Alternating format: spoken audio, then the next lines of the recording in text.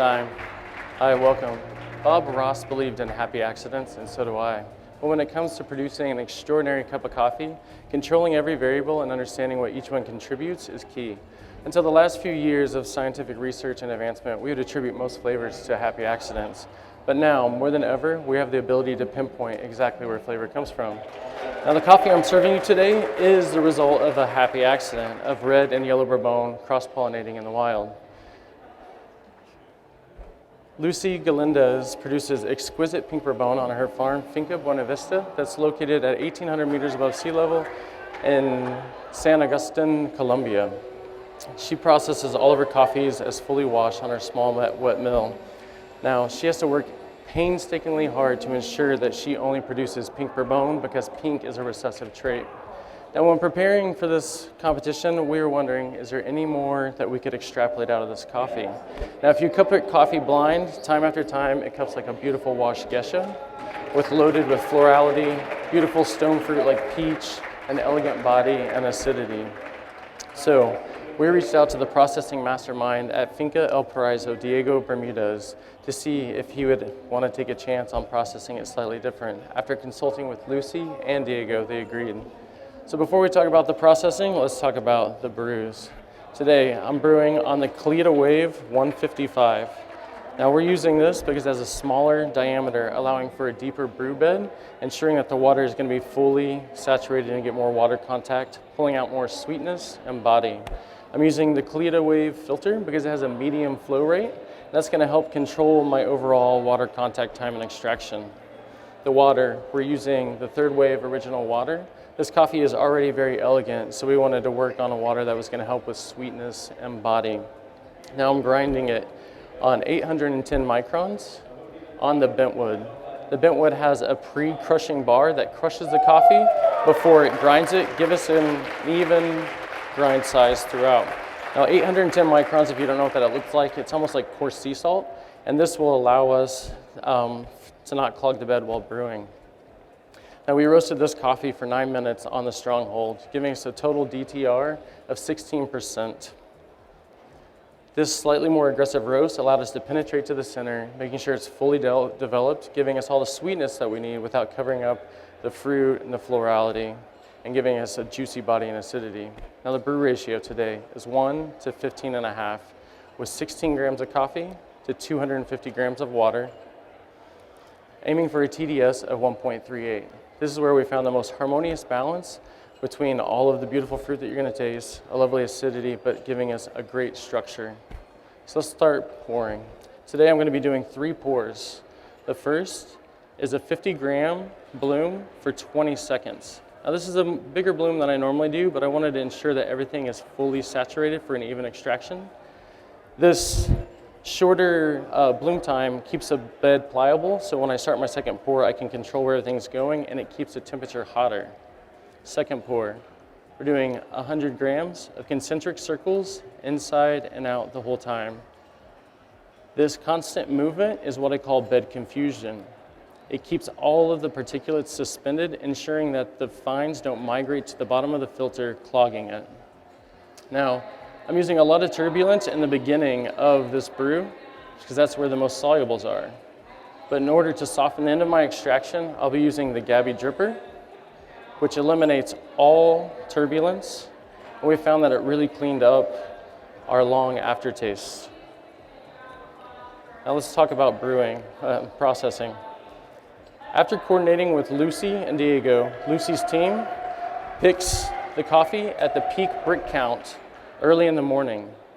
She then passes off the cherries to our importing partner, Jose Hadir, where he volunteered to drive 3 hours over the Andes Mountains to deliver to Diego's farm. Now once at Diego's farm, it's almost like a scene out of Breaking Bad. We've got bioreactors, we have lab coats, we've got microscopes. Once the team at Diego's mill get the cherries, they sanitize the cherries, washing them with ozonated water. This is to ensure that they have 100% control over their fermentation start to finish. They place the cherries in those bioreactors at 65 degrees for 30 minutes, increasing the pressure until the 48 hours is done. Now what this does is crush those cherries, allowing them to express the juice. Now at the end of that 48 hours, they collect all that juice, which they call biomass. They take the biomass and they inoculate it with local yeast and bacteria at a certain ratio. They then pulp the coffee, place it, all those enzymes, the pulp, the cherry, the juice, and a second ferment bioreactor for another 48 hours. This time, we keep the pressure stable at 20 psi, 65 degrees. This is where all the physico-chemical and biochemical reactions happen. After the 48 hours happens, in order to capture all of that beautiful, all those beautiful taste notes, Diego does what he calls a thermal shock. And that thermal shock, basically, he heats up the bioreactor to 105 degrees for 30 minutes, and this opens up all the cellular walls of the coffee. He then crashes it into 50-degree water. And what this does is lock in all the flavor, and it works on the principle of blanching coffee, basically where we blanch the coffee, then we put it, blanch vegetables, and then we put it into an ice bath. And last, Diego takes all of that coffee and he puts it in his proprietary dryers. These dryers work on the principle of mass transfer, where it's dehumidifying the coffee while drying it from the inside out. Now this experiment we're calling a two-stage fermentation with a thermal shock, but it is still fully washed. Now this, my friends, is in by no way a happy accident. Diego, understanding every one of those variables at every stage, allows him to control every aspect of fermentation.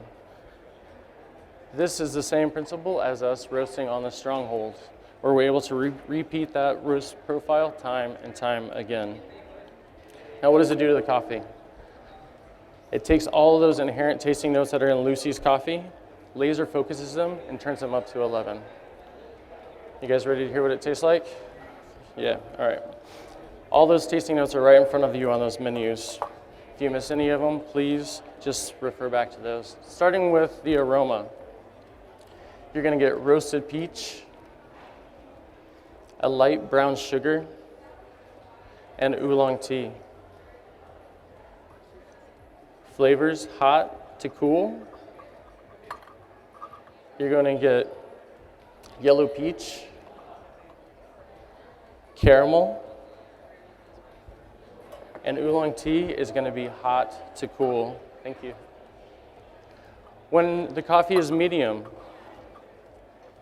that fruit becomes way more complex, allowing it to concentrate and become almost like a traditional fruit cocktail, where we have peach, we have pear, pineapple, a Marciano cherry, and one white grape.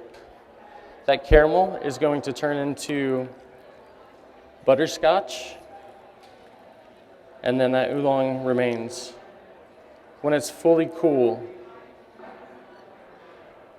this is when the coffee tastes most like the geisha, becoming very floral, and you're gonna get notes of orange blossom water.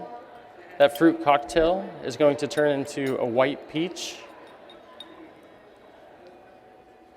and then you still, that oolong and butterscotch persist. The long aftertaste is going to be like a slightly sweetened white peach tea and butterscotch. The acidity is malic throughout and medium, like a peach. It becomes more structured when it is cool and juicy. A little citric. The body is medium and round, and is texture of silky coconut water, silky and smooth. Now, the happy accident is I had no idea who I was going to be judging, so thank you for being a part of that. But what we've learned is that intentionality is very important. For the last 4 years, we've bought all of Lucy's coffee. The happy accident was being able to connect Diego and her together to elevate this coffee to a truly extraordinary drink. So Please enjoy in the cup and the spoon the whole time, hot to cool time.